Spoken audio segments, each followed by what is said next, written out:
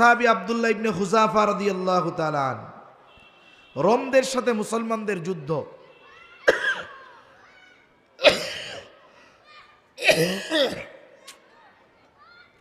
Rome সম্রাটের নির্দেশ হলো যুদ্ধের ফলাফল যা হয় হোক, মুসলমানদের কিছু সৈনিক আটক করবা, আমার কাছে আনবা, আমি একটু ওদের ইমানের পরীক্ষা করব।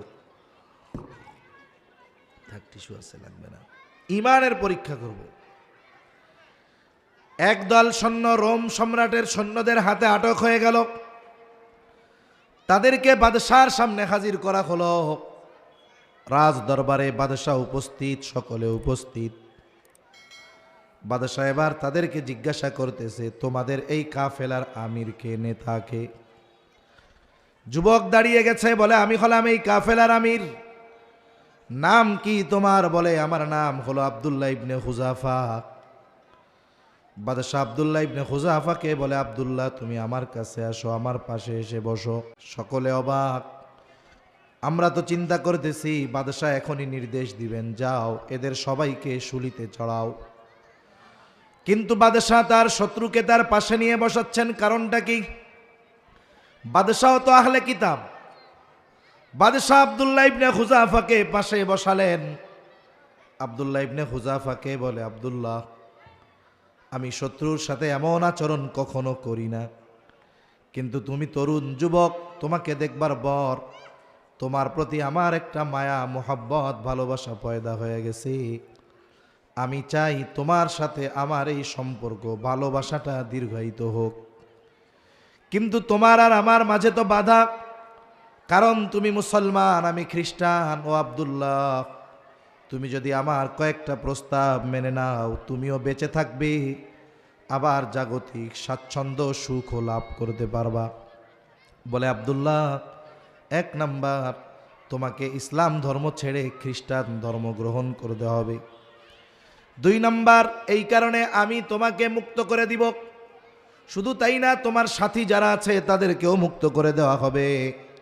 সাথে সাথে শুনে নাও, তুমি চিন্তা করতেছ তুমি যদি ইসলাম ধর্ম ত্যাগ করো, তাহলে আর তুমি তোমার আত্মীয় স্বজনের কাছে ফিরে যেতে পারবা না।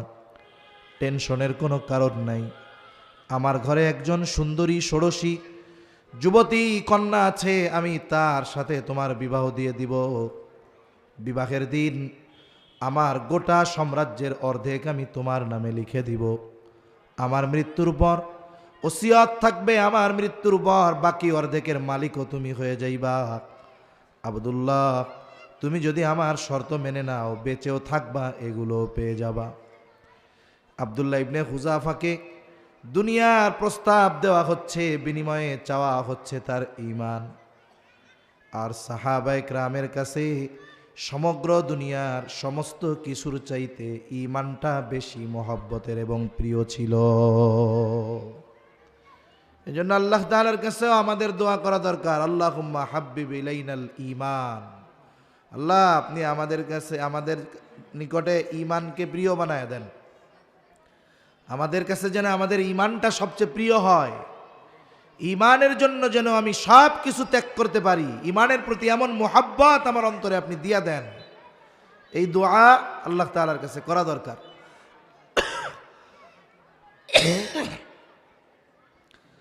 আব্দুল্লাহ ইবনে হুযাফার কাছে সবচাইতে প্রিয় বস্তু ঈমান, আর সবচাইতে প্রিয় বস্তু তার কাছে চাওয়া হচ্ছে কুফরি গ্রহণ করার মাধ্যমে, সবচাইতে নিকৃষ্ট বস্তুর মাধ্যমে। আব্দুল্লাহ ইবনে হুযাফা রাগে ক্ষোভে শরীরের লোমকূপ দিয়ে ঘাম বের হওয়া শুরু হয়ে গেছে। বসা ছিলেন, তিনি দাঁড়িয়ে গেলেন। বাদশার দিকে ফিরে ঈমানি আওয়াজে আব্দুল্লাহ ইবনে হুযাফা বলতেছে, এই রোমের কুকুর, তুই কি দুনিয়ার বিনিময়ে আমার ঈমান কিনতে চাস? তুই শুনে রাখ, এ তো তোর সামান্য রোম সাম্রাজ্য। তুই যদি আমাকে তামাম দুনিয়ার বাদশাহ বানায় দেস, আমি আমার ঈমান তোর কাছে বিক্রয় করব না। আসলে রোম সম্রাট এমন একটা অবস্থার মুখোমুখি হবে, এটা সে কল্পনাও করে নাই। সে থান্ডার্ড হয়ে গেছে, কিং কর্তব্য বিমূঢ় হয়ে গেছে, চুপ হয়ে গেছে, ভাষা হারিয়ে ফেলেছে। অনেক সময় হয় না, মানুষের সামনে এমন কিছু ঘটে গেছে যে যেটা সে কল্পনাও করে নাই। এই ধরনের ঘটনা অনেক সময় ঘটলে ওই সময় কিছু মুহূর্ত এমন হয় যে সে কথা বলবে কি, সে কেমন যেন ভাষাই হারিয়ে ফেলে। রোম সম্রাট ভাষা হারায় ফেলছে, যে আমার দিকে চোখ তুলে তাকানোর সাহস কেউ করে না, সেই আমাকে কেমন হুমকি দিল, আবার কইল রোমের কুকুর। বাদশাহ কি জবাব দিবে, ভাষা হারায় ফেলছে। গোটা দরবার পিন পতন নীরব। বাদশার আগে ক্ষোভে অন্দরমহলে চলে গেছে। কিছুক্ষণ পরে আদেশ পাঠিয়েছে, কত বড় সাহস, আমার মুখের উপরে এমন কথা বলে, যাও ওর ইমানের পাওয়ার দেখে ছাড়বো, জেলখানার মধ্যে আটকায় দাও। খাবারও দিবা না, পানিও দিবা না, জেলখানার মধ্যে আটকায় দেওয়া হলো। খাবারও দেওয়া হয় না, পানিও দেওয়া হয় না। ডাক্তারকে নির্দেশ দিয়েছে, ডাক্তার খোঁজ খবর রাখবা, যখন দেখবা অবস্থা করুন, খানা পিনা না দিলে মারা যাওয়ার মতো অবস্থা, তখন আমারে জানাবা। 1 সপ্তাহ হয়ে গেছে আব্দুল্লাহ ইবনে হুযাফা, খাবারও দেওয়া হয় নাই, পানিও দেওয়া হয় নাই। 1 সপ্তাহ পর আব্দুল্লাহ ইবনে হুযাফা প্রচন্ড ক্লান্ত, শুয়ে আছে, বোঝা যায় না বেঁচে আছে নাকি মারা গেছে। এই অবস্থা দেখে ডাক্তার ভিতরে ঢুকলেন। ভেতরে ঢুকে দেখে অবস্থা বড় করুন, খানা পানি না দিলে যে কোনো মুহূর্তে মারা যেতে পারে। বাদশার কাছে খবর দেওয়া হলো। বাদশাহ এবার বললেন, যাও খাবার দাও, খাবার দিবা শুকরের গোস্ত, আর পানি দিবা মদ মেশানো পানি। আবার তাকে জানায় দিবা খাবারটা শুকরের গোস্ত, পানি মদ মেশানো পানি। আব্দুল্লাহ ইবনে হুযাফার কাছে বাদশাহ খাবার নিয়ে গেল। প্রচন্ড দুর্বল আব্দুল্লাহ, কথা বলার মতো শক্তি নাই, কারণ 1-2 বেলা আমরা যদি না খাই, পরের বেলায় আর নড়াচড়া নাই। 1 সপ্তাহ খাবারও নাই, পানিও নাই। কতটা তৃষ্ণার্ত, কতটা ক্ষুধার্ত এর দ্বারা এটাই বোঝা যায়। কথা বলতেছে, আওয়াজ জবান দিয়ে বের হয় না। বাদশাহ বলে, আব্দুল্লাহ তোমার অবস্থা কিন্তু ভালো না, তুমি যদি এখন খানা পানি না গ্রহণ করো, যে কোনো মুহূর্তে বড় বিপদ হয়ে যেতে পারে। আব্দুল্লাহ খানা দানা তৈয়ার। অনেক সময় দেখবেন ক্ষুধার্ত পেট, খাবার দেখার পরে ক্ষুধার তীব্রতা আরও বাইরে যায়। রোজার মাসে সারাদিন রোজা রাখছে, কোনো অসুবিধা নেই। 10 মিনিট আগে যখন ইফতারের সামনে বসা হয়, মনে হয় এই 10 মিনিট কেমন জানি 1 ঘন্টার সমান। খালি ঘড়ির দিক তাকায়, কিরে আজান হয় না কেন, মনে হয় কেমন যেন 1000 সেকেন্ডে 1 মিনিট হইতেছে। তার মানে সারাটা দিন সামনে খাবার ছিল না, চাহিদাও ছিল না, কিন্তু যখন ক্ষুধার্ত পেট খাবারের সামনে, এবার খাবারের প্রতি আকর্ষণ বাড়ে। আব্দুল্লাহ ইবনে হুযাফা ক্ষুধার্ত, সামনে খাবার, খাবার পানির চাহিদাও তার মধ্যে আছে। ইতিমধ্যে ডাক্তার বলে, আব্দুল্লাহ খানা পানি না খাইলে বিপদ, কিন্তু শুইনা নাও, খাবার হলো শুকরের গোস্ত আর মদ মেশানো পানি। খাবার গ্রহণ করবে এই মুহূর্তে শুনছে এইটা, কারণ বাদশাহ আহলে কিতাব, সে জানে যে হারাম খাবারেও একটা প্রভাব আছে। হারাম খাবারের দ্বারা ইমানি দুর্বলতা আসে, ইবাদতের মজা চলে যায়, চেহারার নূর নষ্ট হয়ে যায়। চাইছে যে খাবার খাওয়ানোর মাধ্যমে ইমানি দুর্বলতা আনা যায় কিনা। খাবার না দিয়ে দৈহিক দুর্বল বানায় ফেলছে, হারাম খাওয়ায়া ইমানি দুর্বল বানাবে। কিন্তু আব্দুল্লাহ ইবনে হুযাফার ইমান তো আমাদের মতো না। ইমানের একটা পাওয়ার আছে, শক্তি আছে। যখন কর্ণকুহরে আওয়াজ গেছে খাবার শুকরের গোস্ত আর মদ মেশানো পানি, দৈহিক শক্তি নাই, কিন্তু ইমানি শক্তি তো আছে। ইমানি বলে বলিয়ান হয়ে আব্দুল্লাহ ইবনে হুযাফা ধমক দিয়ে বলতেছে, এগুলো সামনে থেকে সরায় ফেল, নাইলে লাথি মেরে ফালায়া দিমু। আমার জীবন চলে যায় যাক, তবু আমি হারাম খাবার আমার ঠোঁটের সাথে স্পর্শ করব না। ডাক্তার এক ধমকে চলে গেছে বাদশার কাছে, গিয়া বলে, অবস্থা তো এই, এখনো তার তেজ কমে নাই। বাদশাহ বলে, কমাইতেছি, কেমনে কমানো যায়? বাদশাহ এবার নির্দেশ দিলেন, বড় এক পাত্রের মধ্যে তেল গরম করো। খাজার ড্যাগ দেখেন নাই, কিছু ড্যাগ আছে, ওর মধ্যে মই দিয়া নাই মাখে চড়ি উঠানো লাগে। এরকম ড্যাগ আছে, বড় বড় ড্যাগ। বলে বড় পাতিলের মধ্যে তেল গরম করো। বাদশার নির্দেশে তেল গরম করা হলো। ফুটন্ত তেল, টকবক করতেছে তেল। আদেশ করলেন আব্দুল্লাহ ইবনে হুযাফাকে হাজির করো। এতটা দুর্বল আব্দুল্লাহ, একা পথ চলতে পারে না, দুজনের কাঁধে ভর করে বাদশার সামনে আব্দুল্লাহ ইবনে হুযাফা হাজির।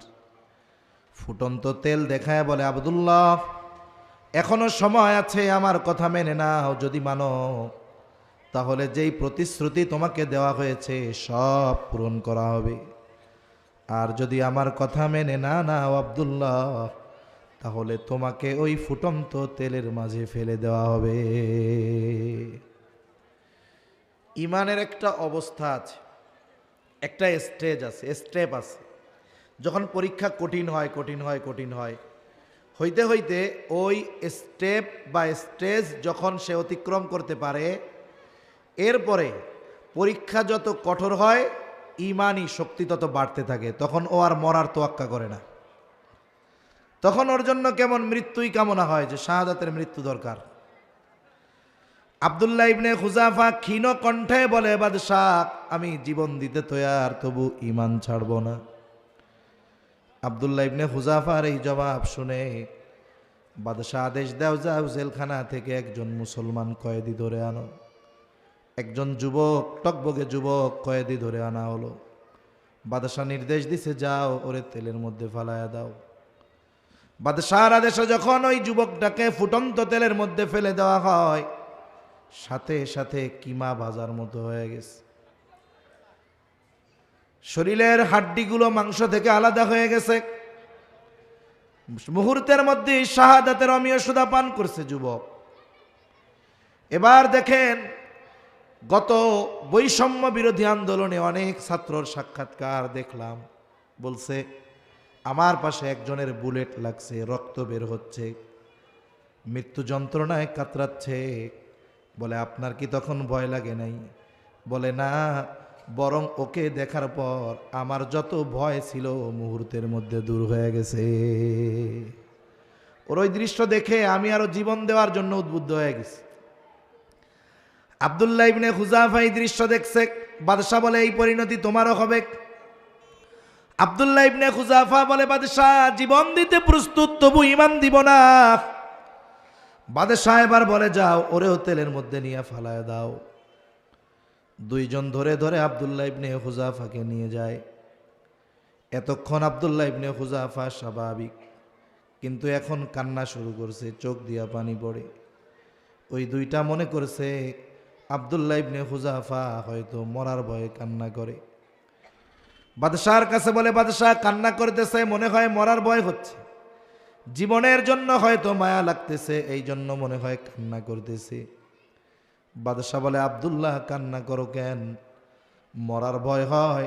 পরিবার পরিজনের কথা তোমার মনে পড়ে নাকি? আব্দুল্লাহ ইবনে হুযাফা বলে, না, ইমানদার কখনো মৃত্যুর ভয়ে কান্না করে না। আর এই মৃত্যু যদি নিশ্চিত শাহাদাতের মৃত্যু হয়, এর চাইতে সৌভাগ্যের আর কি বা হতে পারে?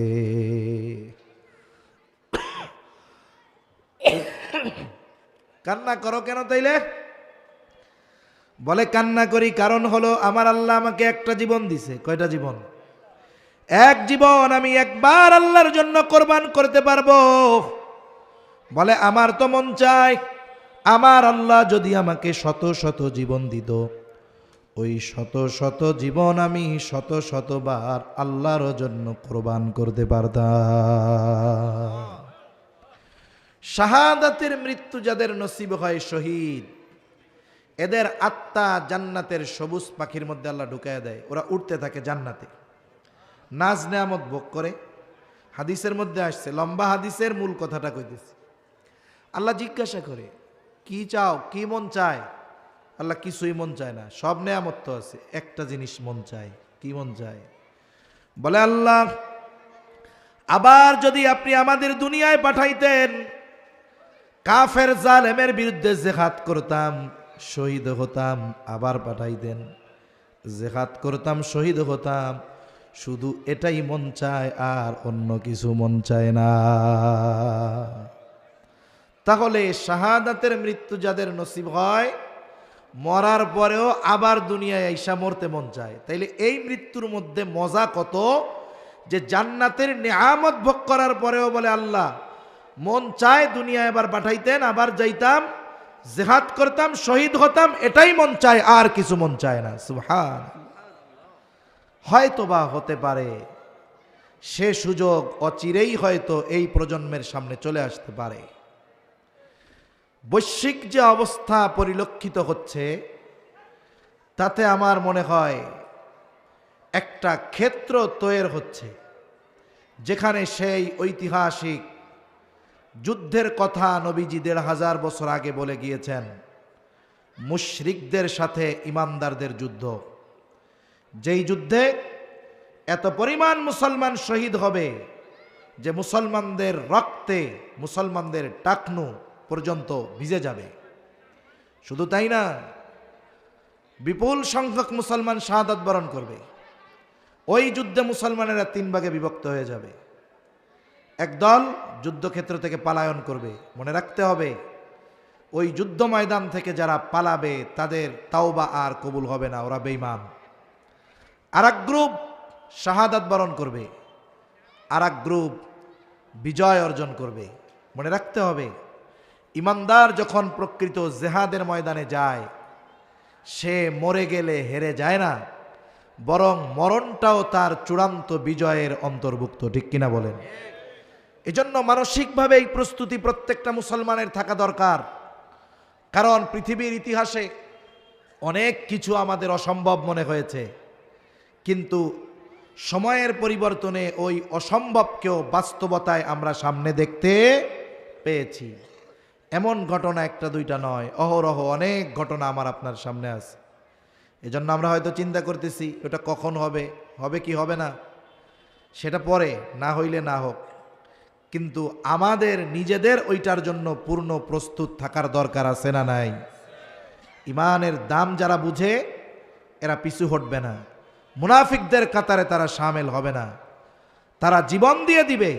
কারণ জানে, ইমানদার যদি আল্লাহর জন্য যুদ্ধ করে, ওই যুদ্ধে যদি জয়ী নাও হয়, আল্লাহর জন্য যদি জীবন দিতে চায়, জীবন দিয়ে দেয়, নিঃসন্দেহে সে জয়ী হয়ে যায়। ঠিক কিনা বলেন? মনে রাখতে হবে, ইমানদার মরলে হেরে যায় না, বেঈমান মরলে হেরে যায়। অনেক সময় ইমানদারের মৃত্যুর মাধ্যমে চূড়ান্ত বিজয় অর্জিত হয়। ঠিক কিনা বলেন? وَلَنَبْلُوَنَّكُمْ بِشَيْءٍ مِّنَ الْخَوْفِ وَالْجُوعِ وَنَقْصٍ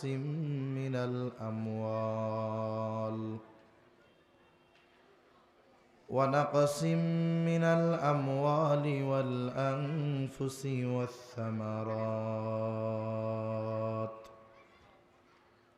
وَبَشِّرِ الصَّابِرِينَ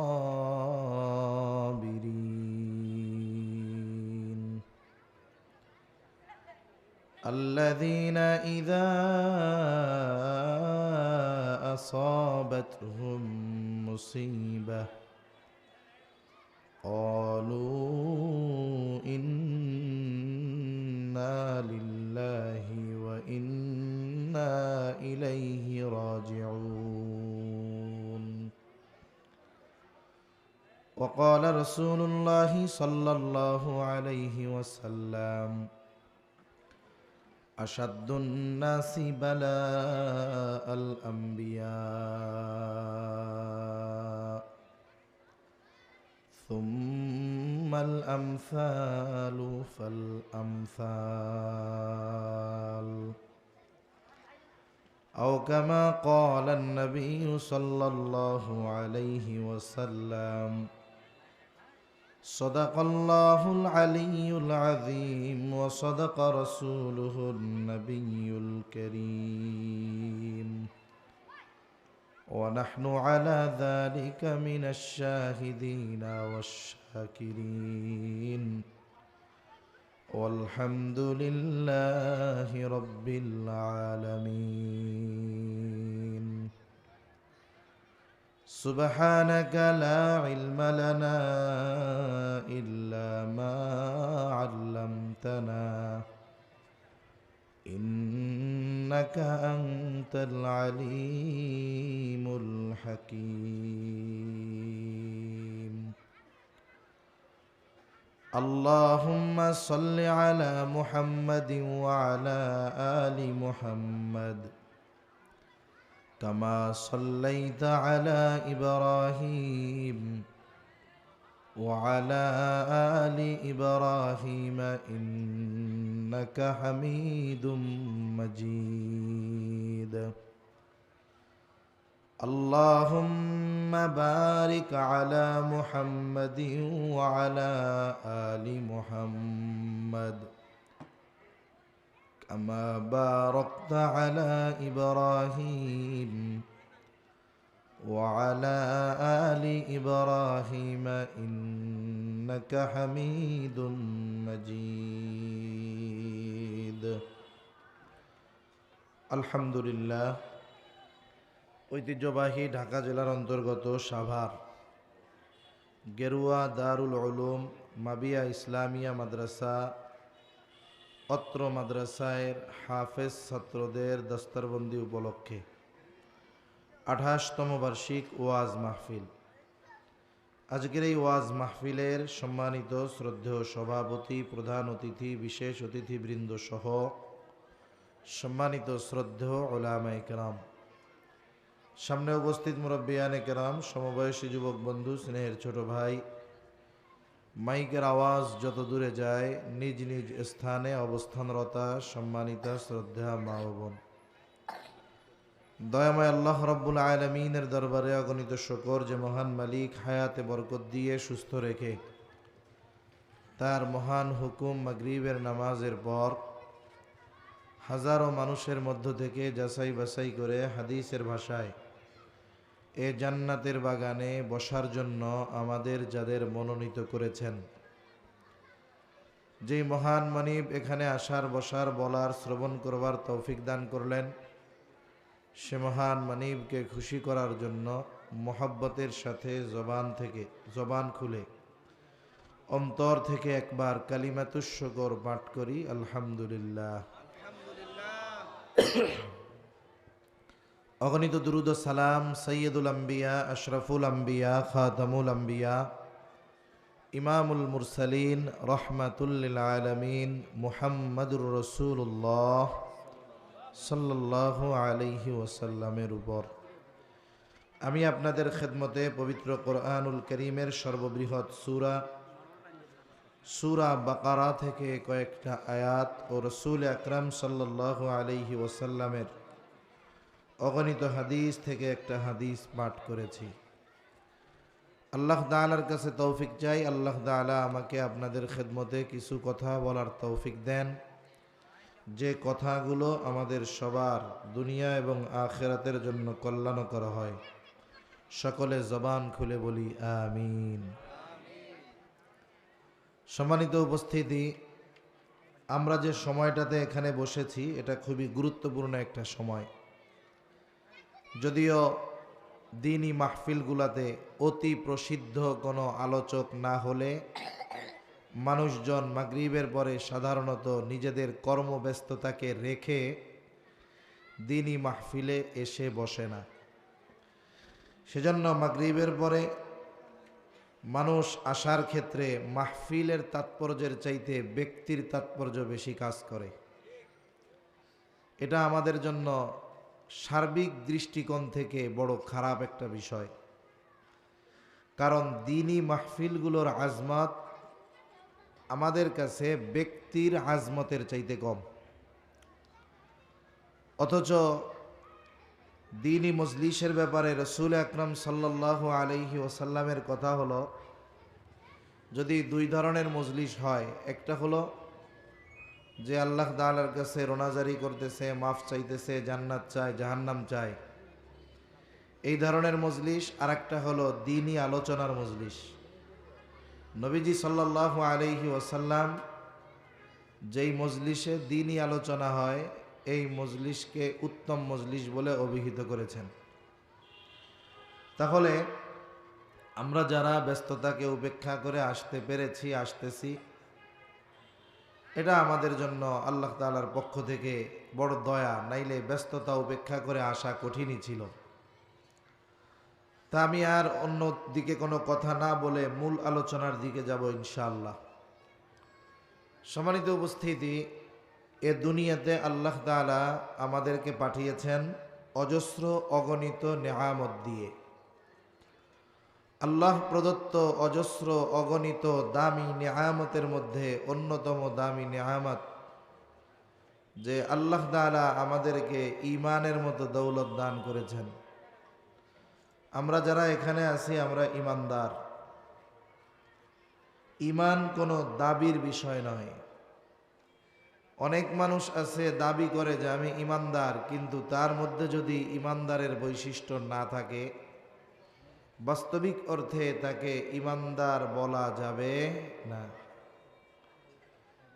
একজনের চামড়া কালো, একেবারে কালো, কিন্তু ওনার নাম হইল ধলামিয়া। এখন ওনার নাম যতই ধলামিয়া হোক, এই জন্য উনি নিজেকে সুন্দর চামড়ার মানুষ বলে দাবি করতে পারবে না। বাস্তবতা হলো আমরা নিজেরা অনেক সময় দাবি করি আমরা ঈমানদার, কিন্তু আমাদের মধ্যে ঈমানদারের বৈশিষ্ট্য অনুপস্থিত থাকে। আল্লাহ সুবহানাহু ওয়া তাআলা এ দুনিয়াতে যারা আমরা নিজেদেরকে ঈমানদার বলে দাবি করি, এই দাবির পেছনে আল্লাহ সুবহানাহু ওয়া তাআলা পরীক্ষা রাইখা দিয়েছেন। তার মানে যেই ব্যক্তি দাবি করে যে আমি ঈমানদার, আল্লাহ তাআলা তার এই দাবির ব্যাপারে পরীক্ষা নেওয়ার জন্য ঘোষণা দিয়ে দিয়েছেন। যেমন আল্লাহ তাআলা কোরআনুল কারীমের মধ্যে বলেন, আহাসিবান নাস আন ইউতরাকু আন ইয়াকুলু আমান্না ওয়া হুম লা ইফতানুন। আল্লাহ রাব্বুল আলামিন বলেন, মানুষ কি এটা মনে করে নাকি আন ইউতরাকু আন ইয়াকুলু আমান্না ওয়া হুম লা ইফতানুন, যে সে নিজেকে ঈমানদার বলবে আর তাকে পরীক্ষা নেওয়া ব্যতীত ছেড়ে দেওয়া হবে। তার মানে আল্লাহ তাআলা বলেন, যে ব্যক্তি নিজেকে ঈমানদার দাবি করবে অবশ্যই এই তার দাবির বিপরীতে আল্লাহ তাআলা তাকে পরীক্ষা নিবেন। তাহলে প্রথম বিষয় আমরা বুঝতে পারলাম, ঈমানদার যদি দাবি করি, পরীক্ষা নেওয়ার ঘোষণা দিয়েছেন কে? জোরে বলেন কে? শুরুতেই বলে রাখা দরকার, আমি অসুস্থ, বুকের মধ্যে কফ জমে আছে, ওষুধ খাইতেছি, এটা যাচ্ছে ধীরে ধীরে। এজন্য আপনাদের হয়তো একটু কষ্ট হইতে পারে যে এরকম একজন রোগাক্রান্ত মানুষকে আইনা এখানে বসায় দিল। যেহেতু পোস্টারে নাম আছে, না আসলেও বিপদ, আসছি। এজন্য যদি একটু আপনাদের কষ্ট হয়, ধৈর্যের সাথে একটু কথা শোনা যাবে তো ইনশাআল্লাহ। পানি দিয়ে। তাহলে এক নাম্বার বিষয় হলো, ঈমানদার দাবি করলে পরীক্ষা দিতে হবে, এ নোটিশ জানিয়ে দিয়েছেন কে? আল্লাহ তাআলার পক্ষ থেকে বান্দার প্রতি এটা বড় ইহসান। আল্লাহ তাআলা যদি চাইতেন পরীক্ষার ঘোষণা না দিয়েও পরীক্ষা নিতে পারতেন, কিন্তু আল্লাহ তাআলা জানিয়ে দিলেন, গোলাম তুমি নিজেকে ঈমানদার দাবি করবা আর আমি তোমার ঈমানের দাবির ব্যাপারে পরীক্ষা নিব না, এমনটা হতে পারে না। এই ঘোষণার দ্বারা আমাদেরকে পরীক্ষার জন্য প্রস্তুত থাকার নির্দেশনা আল্লাহ তাআলা দিয়ে দিলেন। যেমন প্রত্যেকটা প্রতিষ্ঠানে হোক, সেটা মাদ্রাসা হোক, সেটা স্কুল হোক, সেটা ইউনিভার্সিটি, প্রত্যেক জায়গায় কিন্তু পরীক্ষার আগে নোটিশ দিয়ে দেওয়া হয় যে শোনো, অমক মাস থেকে অমক সাময়িক পরীক্ষা শুরু হবে। যেহেতু পরীক্ষা নিকটবর্তী, সকল শিক্ষার্থীদের পরীক্ষায় উত্তীর্ণ হওয়ার জন্য এখন থেকেই প্রস্তুতি নেওয়ার আদেশ দেওয়া হলো। নোটিশের মাধ্যমে পরীক্ষার ঘোষণা দিয়ে দেওয়া হয়।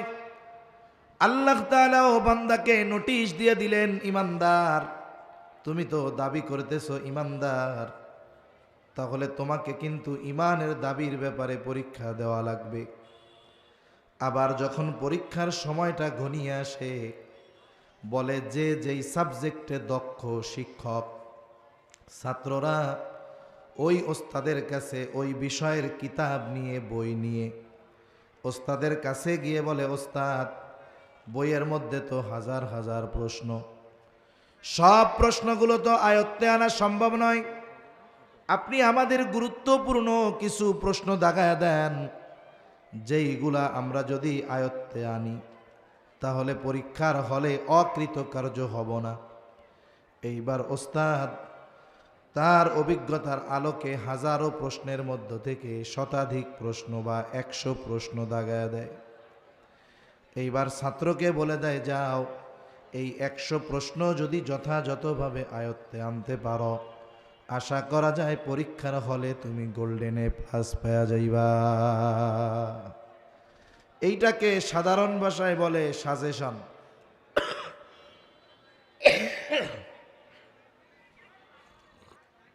এটাকে সাধারণ ভাষায় কি বলে?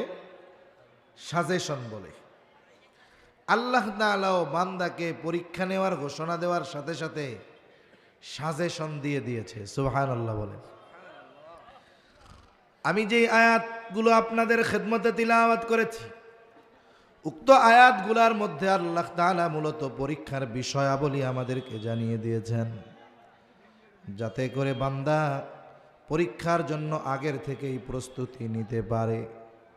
বলেন তো, শিক্ষক যিনি পরীক্ষা নেন, বলেন তো কোনো শিক্ষক চান নাকি যে তার ছাত্র তার বিষয়ে ফেল যাক? চান?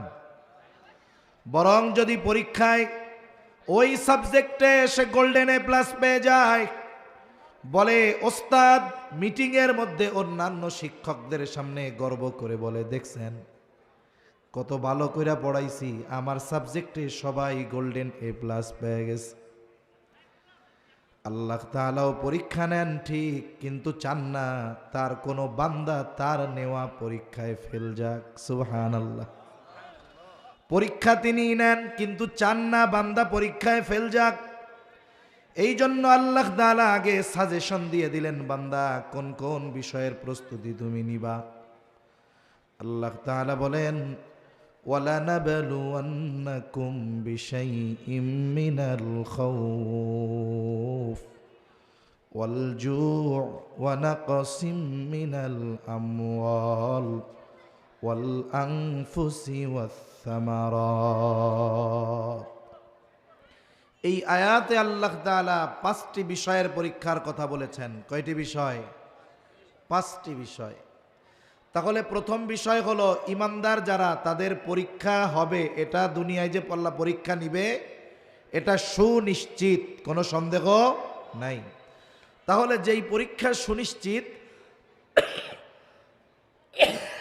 সেই পরীক্ষার জন্য পূর্ণ প্রস্তুতি নেওয়াটাই উচিত।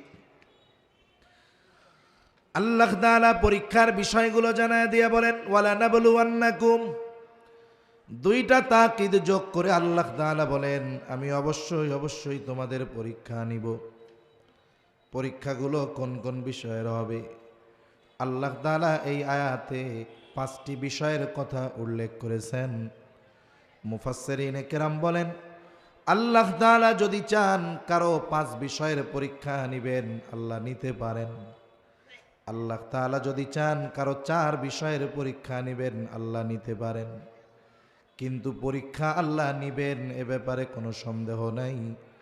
একটা বিষয়ের হোক আর 2টা বিষয়ের হোক আর 5টা বিষয়ের হোক, প্রত্যেকটা ইমানদারকে দুনিয়ায় এই বিষয়গুলোর পরীক্ষার সম্মুখীন হওয়া লাগবে।